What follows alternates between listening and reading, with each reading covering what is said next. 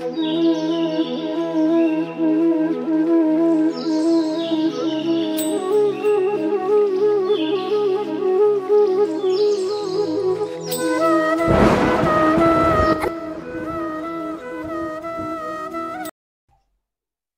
दोस्तों, स्वागत है आपके अपने YouTube channel the friend John पर।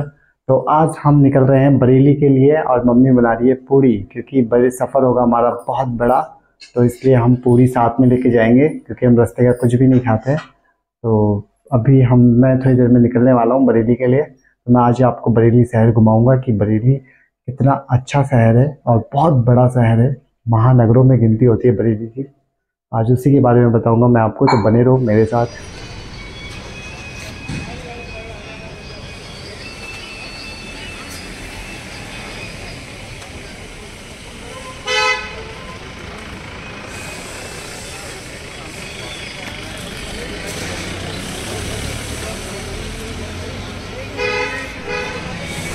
दोस्तों, तो कोट द्वार से कोई बरेली अगर जाना चाहता है तो आप कोट द्वार से, मैं आपको बताऊंगा कि आप किस तरीके से जाएंगे।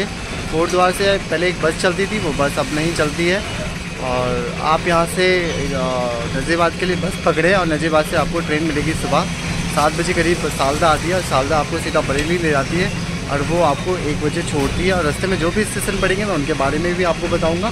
तो फ़िलहाल हम ये जो सामने बस खड़ी है, इस बस में जाएँगे और फिलहाल हम नजीबाद जाएंगे, वहाँ से टिकट लेंगे रेलवे की और सालदा जो ट्रेन है उसके अंदर बैठेंगे और वहाँ से गंतव्य की ओर चलेंगे। दोस्तों, बरेली जाते समय हम नजीबाद पहुँच चुके हैं। कोट द्वार के बाद हमने बस से नजीबाद पहुँचे हैं और इसी नजीबाद के बारे में थोड़ा बहुत ज्ञान जो मुझे है मैं आपको शेयर कर रहा हूँ कि पेशावर में जन्मे सन 1707 में नजीब खां ने सन 1752 में इस ऐतिहासिक नगर नजीबाद को बसाया।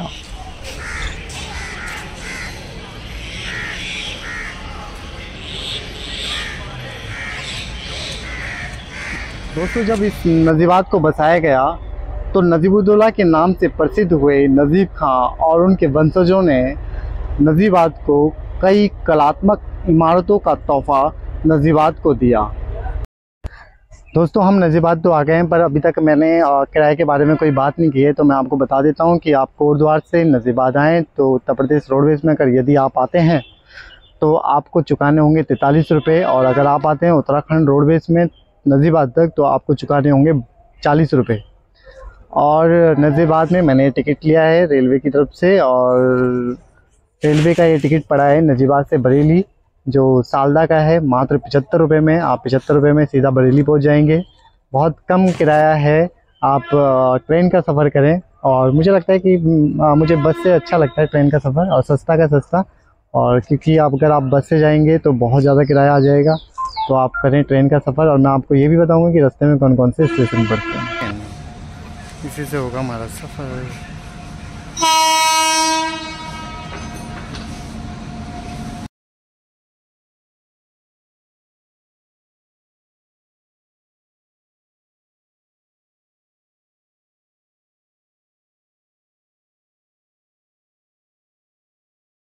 क्या रे भिख मंगिया, क्या देख रहा है?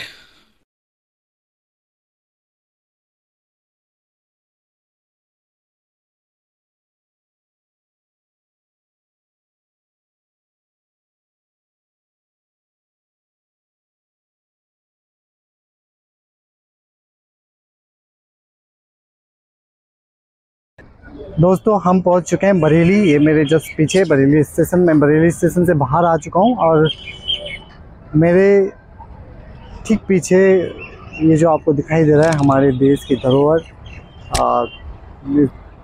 हमारा तिरंगा, देश की आन बान शान। तो हम बात कर रहे थे बरेली की। बरेली की स्थापना 1537 में की गई। बरेली अपने आप में कई इतिहास को सजो के बैठा है। बात करें महाभारत की, तो महाभारत में माना जाता है कि द्रौपदी का जन्म इसी बरेली में हुआ था, ऐसा माना जाता है। बरेली जो फेमस है वो सुरमे के लिए फेमस है। दोस्तों बात हो रही थी सुरमे की, तो हम हैं बरेली में और बरेली जाना जाता है चमकते हुए सुरमे के लिए। पूरी दुनिया में अगर सुरमा कहीं अच्छा मिलता है तो बरेली में मिलता है। ऐसा माना जाता है कि पूरी दुनिया के लिए सप्लाई होता है, पूरे विश्व के लिए सुरमा सप्लाई होता है तो बरेली से होता है। यहाँ पर बरेली में एक कोहिनूर नामक पत्थर जो सऊदी अरब से लाया जाता है, उसे 6 महीने गुलाब जल में और 6 महीने सौंफ के पानी में भिगो के रखा जाता है और उसके बाद उसे पीस के सुरमा बनाया जाता है। सुरमे का इतिहास 200 वर्ष पुराना है। 200 वर्ष पहले आला हज़रत के पास नीम वाली गली में हाशमी परिवार द्वारा सुरमा बनाया जाता था। अब बरेली में एकमात्र सुरमे का कारखाना है जिससे पूरे विश्व में सुरमे को सप्लाई किया जाता है। दोस्तों बरेली आने के बाद आपको यहाँ पे बरेली के बाहर, स्टेशन के बाहर, ये कई तरीके के टेम्पो मिल जाएंगे, आपको ई रिक्शा मिल जाएगा जो आपको अपने गंतव्य की ओर छोड़ देगा और बहुत कम किराया लेते हैं। और ये जितना भी आप मेरे पीछे देख रहे हैं टेम्पो की एक बड़ी कतार है। आपको आसानी से यहाँ पे टेम्पो मिल जाता है, स्टेशन के जस्ट बाहर है। और मैंने आपको बताया कि मैं नजीबाद से सिर्फ मात्र 75 रुपये में आया हूँ और यहाँ से मैं टेम्पो पकड़ूँगा। मुझे तो कुतुब खाने जाना है और उससे थोड़ी सी आगे बांध खाना है, तो यहाँ से मुझे कुतुब खाने के लिए टेम्पो करना पड़ेगा और मैं कुतुब खाने जाऊँगा, तब उसके बाद देखते हैं। दोस्तों एक बात मैं आपके साथ शेयर करना चाह रहा था कि हमने बचपन में एक बाल कविता सुनी है कि चंदा मामा दूर के पुए पकाएं भूर के। इस कविता के जो रचयिता हैं वो निरंकारी देव सेवक, वो भी बरेली के मूल निवासी हैं। उनका भी जन्म इसी भूमि पर हुआ है। और बॉलीवुड की अभिनेत्री प्रियंका चोपड़ा वो भी मूलभूत से बरेली की है। और मैं बरेली पहुंच चुका हूं, आप देखें मेरे पीछे बरेली लिखा हुआ है। और मैं अब आपको दिखाने वाला हूं यहाँ की कुछ मार्केट वगैरह।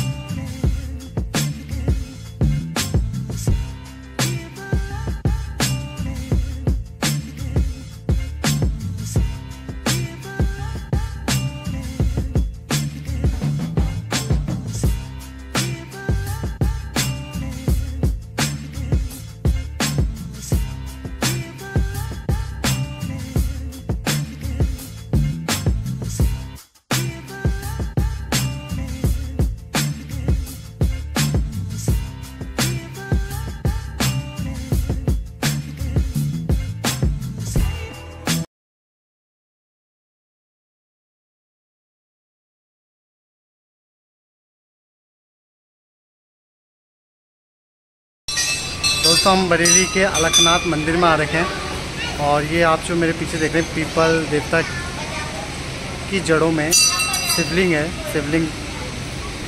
और इसमें गुफा भी है जिसके माध्यम से लोग शिवलिंग की ओर दर्शन करने जा रहे हैं।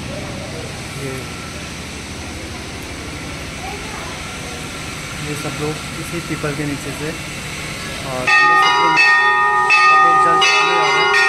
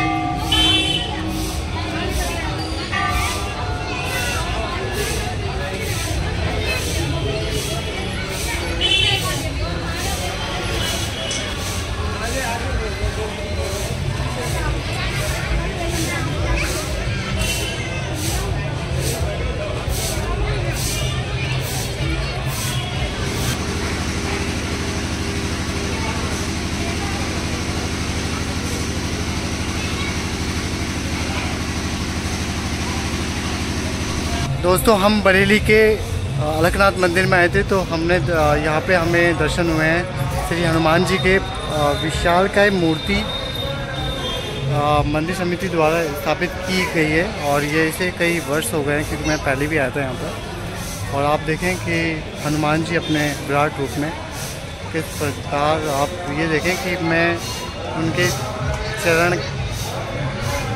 चरण पादुका के बराबर हूँ। मेरी जो हाइट है लगभग 5.5 फीट है, और वो सिर्फ मात्र चरण पादुका, जो उनकी चरण पादुका है उसी के बराबर ही है। और उनका विशालकाय आप देखें शरीर, बहुत अच्छा लगा। और एक बार सभी लोग कमेंट में लिख दें जय श्री राम। सब लोग लिखें, ज़रूर लिखें जय श्री राम। भगवान हनुमान जी आपकी मनोकामनाएं पूर्ण करेंगे। और सभी जितने भी हमारे सब्सक्राइबर हैं, सभी के नाम की अर्जी लगा रहा हूँ मैं, सबका भला करें।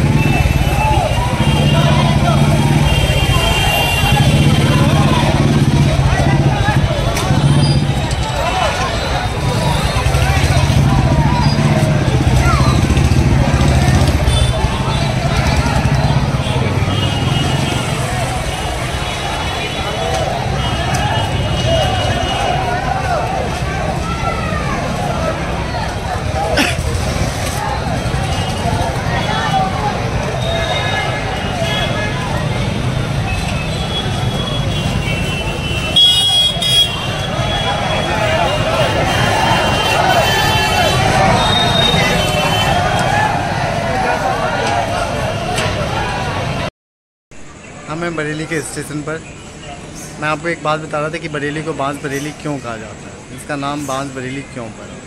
इसका नाम बांस बरेली इसलिए पड़ा क्योंकि बरेली उत्तराखंड राज्य के उधम सिंह नगर से सीमा बनाता है। और उधम सिंह नगर जो उधम सिंह नगर है वो उत्तराखंड का एक ज़िला है, और वो उत्तराखंड के ही दूसरे ज़िले नैनीताल से भी सीमा बनाता है। और नैनीताल में लकड़ियों का व्यापार होता था। वो कहीं ना कहीं वहाँ से लकड़ियाँ, बांस जो उधम सिंह नगर या नैनीताल में होता था या उत्तराखंड में होता था, वो आपका बरेली लाया जाता था। और बरेली लकड़ी के उद्योग के लिए, लकड़ी के फर्नीचर के लिए, कलाकारी के लिए जाना जाता है। तो इसलिए बरेली को बांस बरेली कहा जाता है।